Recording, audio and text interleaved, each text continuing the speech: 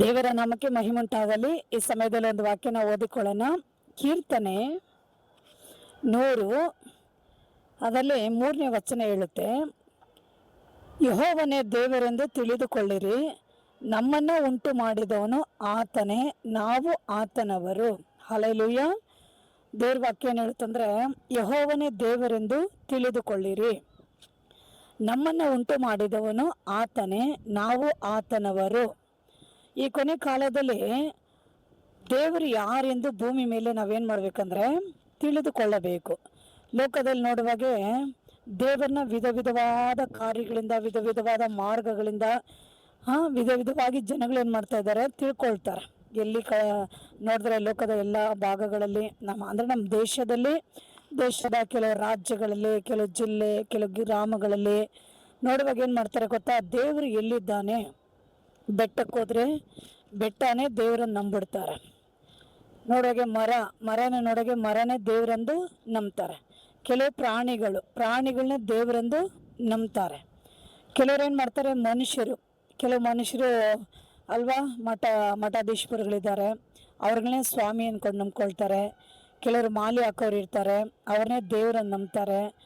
ಕೆಲವರು ವ್ಯಕ್ತಿಗಳು, ಕೆಲವು ಸ್ವಾಮೀಜಿಗಳು ಅಂದ್ಬಿಟ್ಟು ಈ ರೀತಿಯಾಗಿ ಕೆಲವು ವ್ಯಕ್ತಿಗಳನ್ನ ದೇವರೆಂದು ಜನ ನಂಬ್ತಾರೆ. ಕೆಲವು ಸೃಷ್ಟಿಗಳನ್ನ ದೇವರೆಂದು ನಂಬ್ತಾರೆ. ನೋಡಿ, ಇದೆಲ್ಲ ಬಂದು ಅಜ್ಞಾನವಾದ ಜನರು. ಇವರುಗಳೆಲ್ಲ ಅಜ್ಞಾನಿಗಳಾದ ಜನರು.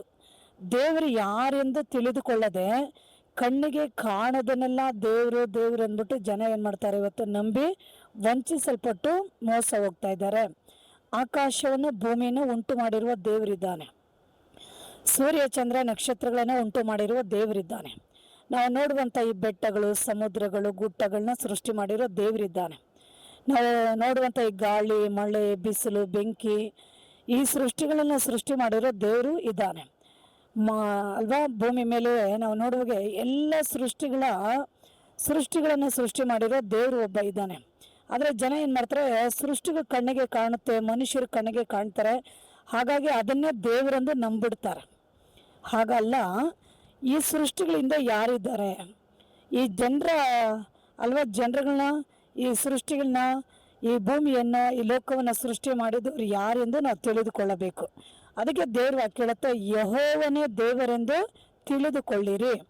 ಯೆಹೋವನೇ ದೇವರು ಅಂದರೆ ಯೇಸುವೇ ದೇವರೆಂದು ನಾವು ತಿಳಿದುಕೊಳ್ಳಬೇಕು. ಅನೇಕರು ಯೇಸು ದೇವರೆಂದು ನಂಬದೇ ಇದ್ದಾರೆ, ಇನ್ನು ಯೇಸುವನ್ನ ದೇವರೆಂದು ತಿಳಿದುಕೊಳ್ಳದೇ ಇದ್ದಾರೆ. ಆದರೆ ಈ ಕೊನೆ ಕಾಲದಲ್ಲಿ ದೇವ್ರ ಬಗ್ಗೆ ನಾವು ತಿಳ್ಕೊಳ್ಬೇಕಂದ್ರೆ ದೇವ್ರ ಕೊನೆ ಕಾಲದಲ್ಲಿ ಏನು ಮಾಡ್ತಾರೆ, ಎಲ್ಲ ಕಡೆಗಳಲ್ಲಿ ದೇವರು ಅನೇಕ ಸುವಾರ್ತಿಕರುಗಳನ್ನ ಕಳಿಸ್ತಾ ಇದ್ದಾನೆ. ಸುವಾರ್ತಿಕರು ಹೋಗಿ ಸುವಾರ್ತೆಗಳನ್ನ ಸಾರ್ತಾರೆ. ದೇವ್ರು ಯಾರೆಂದು ತಿಳ್ಕೊಳ್ಳೋಕ್ಕೆ ಜನ ತಿಳಿದುಕೊಳ್ಳೋ ಹಾಗೆ ದೇವರು ಸುವಾರ್ತಿಕರನ್ನ ಕಳಿಸ್ತಾ ಇದ್ದಾರೆ. ಅನೇಕ ಭಾಗಗಳಿಗೆ ದೇವರು ಸೇವಕರುಗಳನ್ನ ಕಳಿಸ್ತಾರೆ. ಅನೇಕರ ಕಡೆಗಳಲ್ಲಿ ದೇವರು ಪಾಸ್ಟರ್ಸ್ಗಳು, ಬೋಧಕರುಗಳು, ಸೇವಕರುಗಳು, ಮಿಷನರಿಗಳು, ಈ ರೀತಿಯಾಗಿ ವಿಧ ವಿಧವಾದ ಸೇವೆ ಮಾಡೋಂಥ ವ್ಯಕ್ತಿಗಳನ್ನ ದೇವರು ಎಲ್ಲ ಕಡೆಗಳಲ್ಲಿ ಕಳಿಸಿ ಅವರು ಯೇಸುವನ ಕುರಿತು, ಈ ಸೃಷ್ಟಿಕರ್ತನ ಯಾರೆಂದು ಕುರಿತು ಹೇಳೋಕೆ ಭೂಮಿಯ ಎಲ್ಲ ಭಾಗದ ಕಡೆ ದೇವರು ಎಲ್ಲರನ್ನೂ ಕಳಿಸ್ತಾ ಇದ್ದಾನೆ. ಆಗ ಇವ್ರುಗಳು ಹೋಗಿ ಏನು ಮಾಡ್ತಾ ಇದ್ದಾರೆ ಅಂದರೆ ಯೇಸು ಬಗ್ಗೆ ಎಲ್ಲರಿಗೂ ಹೇಳ್ತಾ ಇದ್ದಾರೆ. ಅದರಲ್ಲಿ ಎಷ್ಟೋ ಜನರು ಯೇಸು ಸ್ವಾಮಿನ ತಿಳ್ಕೊಳ್ತಾ ಇದ್ದಾರೆ. ಅವರೇ ಈ ಭೂಮಿನ, ಆಕಾಶವನ್ನು ಉಂಟು ಮಾಡಿರೋ ದೇವರೆಂದು ತಿಳಿದುಕೊಳ್ತಾ ಇದ್ದಾರೆ. ಎಲ್ಲ ಸೃಷ್ಟಿಗಳು ಆತನ ಮೂಲಕವಾಗಿ ಸೃಷ್ಟಿಸಲ್ಪಟ್ಟಿದ್ದೆಂದು ಎಲ್ಲ ಜನ, ಅನೇಕರು ಇದನ್ನು ತಿಳ್ಕೊಳ್ತಾ ಇದ್ದಾರೆ. ತಿಳಿದುಕೊಂಡು ಆ ಮೂಢನಂಬಿಕೆಗಳನ್ನ ಬಿಟ್ಟು, ಅಜ್ಞಾನ ಕಾರ್ಯಗಳನ್ನು ಬಿಟ್ಟು, ಈ ಸೃಷ್ಟಿಗಳ ಹಿಂದೆ ಹೋಗೋದನ್ನ ಬಿಟ್ಟು ಅವ್ರು ಇವತ್ತೇನು ಮಾಡ್ತಾ ಇದ್ದಾರೆ ಅಂದರೆ ಸತ್ಯ ದೇವರನ್ನ ತಿಳ್ಕೊಂಡು ಸತ್ಯದ ಕಡೆ ಅವರು ಬಂದು ಇವತ್ತು ಆ ದೇವರಲ್ಲಿ ಒಂದು ಒಳ್ಳೆ ಭಕ್ತಿ ಉಳ್ಳವರಾಗಿ ಇವತ್ತು ಅವ್ರು ಜೀವಿಸೋದನ್ನು ನಾವು ಎಲ್ಲ ಕಡೆ ನಾವು ನೋಡ್ತಾ ಇದ್ದೀವಿ. ಹಲ್ಲೆಲೂಯ. ಇನ್ನು ಅನೇಕರು ಅದನ್ನು ತಿಳಿದುಕೊಳ್ಳದೆ ಅಜ್ಞಾನಿಗಳಾಗಿ, ಮೂಢ ಕಾರ್ಯಗಳಾಗಿ ಇನ್ನೂ ಇದ್ದಾರೆ. ಅವರ ಮಧ್ಯದಲ್ಲಿ ಸಹ ದೇವರು ಅನೇಕ ಸೇವಕರನ್ನ ಕಳಿಸ್ತಾ ಇದ್ದಾರೆ, ಮಿಷನರಿಗಳನ್ನ ಕಳಿಸ್ತಾ ಇದ್ದಾರೆ. ಎಲ್ಲ ಕಡೆ ಈ ಸುವಾರ್ತೆ ಸಾರಲ್ಪಡೋಕ್ಕೆ ದೇವರು ಎಲ್ಲ ಕಡೆ ಎಲ್ಲರನ್ನ ಕಳಿಸ್ತಾ ಇದ್ದಾರೆ. ಹಾಗಾಗಿ ಅವುಗಳನ್ನ ಏನು ಮಾಡ್ಬೇಕಂದ್ರೆ ಕಿವಿಗೊಟ್ಟು ಕೇಳಿ ಸತ್ಯ ದೇವ್ರು ಯಾರು, ಸೃಷ್ಟಿಕರ್ತನ ಯಾರು, ಈ ಲೋಕನ ಸೃಷ್ಟಿ ಮಾಡಿದವರು ಯಾರು, ನಮ್ಮನ್ನು ಉಂಟು ಮಾಡಿದವರು ಯಾರೆಂದು ನಾವು ತಿಳಿದುಕೊಳ್ಳಬೇಕು. ಅದನ್ನು ನಾವು ತಿಳಿದುಕೊಂಡರೆ ನಾವು ಎಷ್ಟೋ ಭಾಗ್ಯವಂತರು, ಎಷ್ಟೋ ಧನ್ಯರು ನಾವು ಆಗಿರ್ತೀವಿ ಮಕ್ಕಳೇ. ಹಾಗಾಗಿ ಈ ಕೊನೆ ದಿನಗಳಲ್ಲಿ ಏನು ಮಾಡಬೇಕಂದ್ರೆ ಅಜ್ಞಾನ ಕಾರ್ಯಗಳನ್ನು ಬಿಟ್ಟು ಹೊರಗಡೆ ಬರಬೇಕು, ಮೂಢ ಕಾರ್ಯಗಳನ್ನು ಬಿಟ್ಟು ಹೊರಗಡೆ ಬರಬೇಕು. ಮನುಷ್ಯರಿಗೆ ತಕ್ಕ ಹಾಗೆ ದೇವ್ರು ಏನು ಮಾಡಿದ್ದಾರೆ, ಮನುಷ್ಯನಿಗೊಂದು ಜ್ಞಾನ ಕೊಟ್ಟಿರ್ತಾನೆ. ದೇವರು ಮನುಷ್ಯನಿಗೆ ಒಂದು ವಿಶೇಷವಾದ ಜ್ಞಾನವನ್ನು ಕೊಟ್ಟಿರ್ತಾನೆ. ಆ ಜ್ಞಾನದ ಮೂಲಕವಾಗಿ ನಾವು ಈ ಸೃಷ್ಟಿಗಳನ್ನ ನೋಡುವಾಗೆ, ಈ ಸಕಲ ಕಾರ್ಯಗಳನ್ನು ನೋಡುವಾಗೆ, ಇದನ್ನು ಸೃಷ್ಟಿ ಮಾಡಿರೋ ದೇವರು ಒಬ್ಬ ಇದ್ದಾನೆ ಅಂದ್ಬಿಟ್ಟು ನಮ್ಮ ಜ್ಞಾನಕ್ಕೆ, ನಮ್ಮ ಒಂದು ಮನಸ್ಸಿಗೆ ಅದು ಗೊತ್ತಾಗುತ್ತೆ. ಹಾಗಾಗಿ ದೇವರು ಉದಾಹರಣೆಗೆ ನಾವು ನೋಡುವಾಗೆ ದೇವರು ಮನುಷ್ಯರನ್ನು ಕೂಡ ಏನು ಮಾಡಿದ್ದಾನೆ, ಅದನ್ನು ತಿಳಿಸೋಕ್ಕೆ ದೇವರು ಮನುಷ್ಯರನ್ನು ಇಟ್ಟಿದ್ದಾನೆ. ನಾವು ಸಹ ಎಲ್ಲ ಸೃಷ್ಟಿಗಳನ್ನ ನೋಡುವಾಗೆ ದೇವರು ನಮಗೆ ಒಂದು ಜ್ಞಾನ ತಿಳುವಳಿಕೆ ಕೊಟ್ಟಿದ್ದಾನೆ.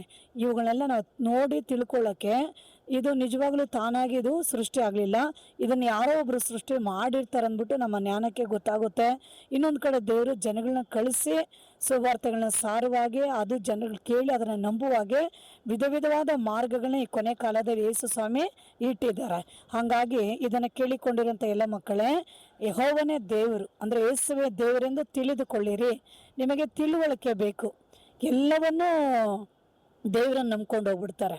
ಮನುಷ್ಯರನ್ನೇ ದೇವರಾಗಿ ಮಾಡಿಬಿಟ್ಟು ಅವ್ರನ್ನೂ ಕೂಡ ದೇವರಾಗಿ ನಂಬಿಕೊಂಡು ಹೋಗ್ತಾ ಇರ್ತಾರೆ. ಅದನ್ನೆಲ್ಲ ನಾವು ತಿಳ್ಕೊಳ್ಳುವಾಗೆ ಆ ರೀತಿ ತಪ್ಪಾದ ಅಭಿಪ್ರಾಯಗಳು, ತಪ್ಪಾದ ಕಾರ್ಯಗಳು, ತಪ್ಪಾದ ಒಂದು ಕಾರ್ಯಗಳನ್ನ ನಾವು ನೋಡುವಾಗೆ ನಾವು ತಿಳಿದುಕೊಂಡರೆ ಅದರ ಮೂಲಕವಾಗಿ ಲಾಸ್ಟ್ಗೆ ನಮಗೇನಾಗುತ್ತೆ, ತುಂಬ ನಷ್ಟ. ಯಾಕಂದರೆ ಅದರಲ್ಲಿ ರಕ್ಷಣೆ ಇರಲ್ಲ, ಅದರಲ್ಲಿ ಲಾಭ ಇರಲ್ಲ. ರಕ್ಷಣೆ ಲಾಭ ಅನ್ನೋದು ದೇವರಲ್ಲಿ ಮಾತ್ರ.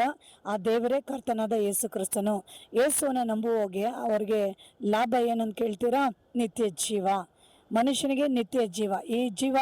ಈ ಜೀವಿತ ಕಾಲ ಮುಗಿದ ಮೇಲೆ ನೆಕ್ಸ್ಟ್ ಇನ್ನೊಂದು ಜೀವಿತ ಅವ್ರಿಗುಂಟು, ಅದು ಮರಣದ ನಂತರದ ಮೇಲೇನೆ ಆ ಜೀವ.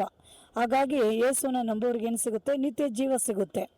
ಮತ್ತು ಅವ್ರು ಏನು ಮಾಡ್ತಾರೆ? ಶಾಶ್ವತವಾಗಿ ದೇವನ ತಿಳ್ಕೊಳ್ತಾರೆ, ನಿತ್ಯ ಜೀವ ಪಡ್ಕೊಳ್ತಾರೆ, ಅಕ್ಷಲೋಕದಲ್ಲಿ ಅವ್ರುಗಳು ಸೇರುವರಾಗಿರ್ತಾರೆ.